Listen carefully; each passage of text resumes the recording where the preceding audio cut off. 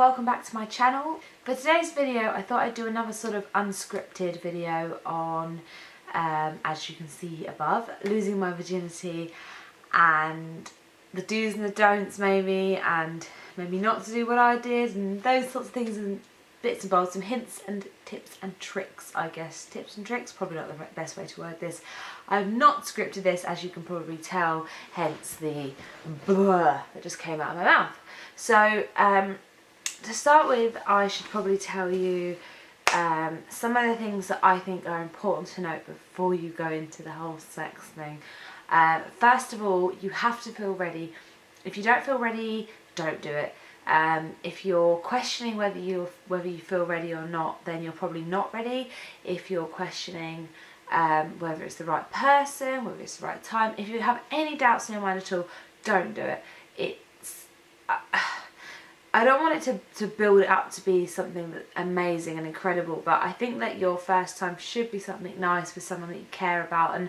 And these are just my opinions. I know that certain religions and things have different opinions on when you should and shouldn't have sex, but for me, I'm all about it if you are with the right person and you're enjoying yourself. The second thing is always make sure you're protected. Now, you might be on the pill, you might have the implant, anything like that is great, but I would also recommend having, especially if it's with somebody you're not too sure of, or if it's somebody you haven't been with for a long time, or they haven't been checked maybe and they've slept around, anything like that, condoms are the best method, basically. You can't beat them. You might not like them very much, but they are the best method. I'm in a long-term relationship now and I don't really use them, but I think that they are, especially when you're sort of young and you're maybe playing around a bit more, definitely use them. The third thing is that it is okay to say no, even if you get to that point where you're just about ready to get it on, you can say no. There's no compulsory sort of time, age or anything like that when you need to do it. Even if your friends are doing it, don't feel peer pressured. If you're not ready, don't do it. So essentially, don't do anything that I did in my losing my virginity story, which I'll tell you in a minute. Just be safe, enjoy it, have fun, and make sure you, like, I don't know, don't look back on it and regret it, I guess, kind of like I do, because I'm stupid. So now on to the story of how I lost my virginity.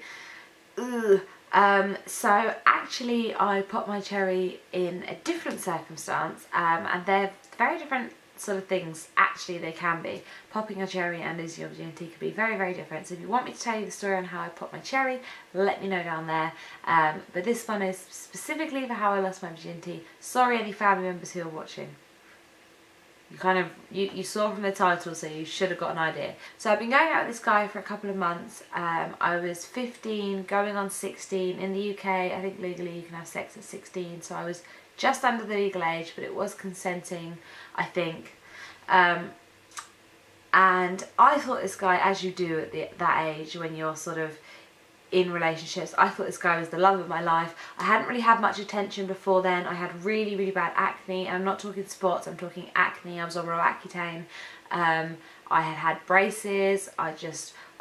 I hadn't really grown into myself before this point, and by the time I got to 15, I'd got like a bit of a figure, I had some boobs going on, my face had cleared up, my teeth had gotten straight, I didn't have the braces, and I was starting to feel kind of good at myself. I didn't really know how to use makeup, but I was getting there a little bit. So this guy, he lived a little while, he lived like a train journey away from me, and we met online, which is a little bit stupid as well, which is another video I want to do about online safety, because I think it's really important, especially in our day and age. But we met on Bebo, if any of you guys remember that, and I got my friend to come with me, and we met him with a friend, blah blah blah. Things were going really well, and yeah, like I said, I thought it was the love of my life. And he, looking back on it, he kind of pressured me into a lot of the things that we did, but I didn't necessarily feel like it at the time, because my friends were losing their virginity and I thought that was kind of the thing to do. So we used to go around each other's houses sort of once a week, and especially at my house, I had a free house quite often because of the work my parents did. So he'd come to mine quite a lot, and things were really, really quite good. Like, we had Valentine's Day together, it was really sweet, and I thought, do you know what, I feel like I'm ready for this. We didn't actually have a conversation about it ever. We sort of fondled, I guess, previously, but we never quite got that far. So we are at my house one day and we decide, you know, it's getting a bit heated. Oh, this is going to be the moment. Get all excited. The moment happens, kind of uncomfortable, didn't really feel that good, didn't really enjoy it, didn't last very long. I don't think anyone's first time is great because you don't really know what you're doing. It's sort of all a bit like, ooh. And I thought, you know, it was a bit awkward, but it went okay. And we did continue to date for a few weeks after that, but he very quickly after that started making excuses as to why he couldn't come and see me, and then decided to dump me shortly after, which led to a spiral of very, very bad events. One of them being, I thought I was pregnant because I didn't use protection. I was stupid. I wasn't on protection at the time because I didn't really think I was going to go that far. My mum didn't really know I was going to go that far, so it was all a bit ooh. So, moral of that story, make sure it's with somebody who you think is actually going to be around. Sorry, my boyfriend is bugging me. And make sure you use protection, because it led to a spiral of, I've gone through lots of bouts of depression and sort of bad things coming from that, and I was kind of cutting myself a little bit. I've got a scar on my leg from it, which is really stupid. It'll be there forever now, a really bad scar. Most other bits have healed up apart from one on my finger, but that all came from sleeping with somebody who then decided to leave me and made me feel worthless, which isn't the best way to feel. So don't do anything I said, do the beginning things that I said. But I mean, you know, I'm still here now. I wasn't pregnant, luckily, and I got on birth control after that, which again is another video. Maybe I would like to make a video about my birth control, because I've gone through a few different types of things and my experiences with them. And yeah, that's probably about it for my sex story. So essentially, I was used and abused. I say abused very lightly, I don't mean abused. I've been in an abusive relationship, which again I can talk to you about, but used and abused, and let down not very gently. So that's my losing my virginity story.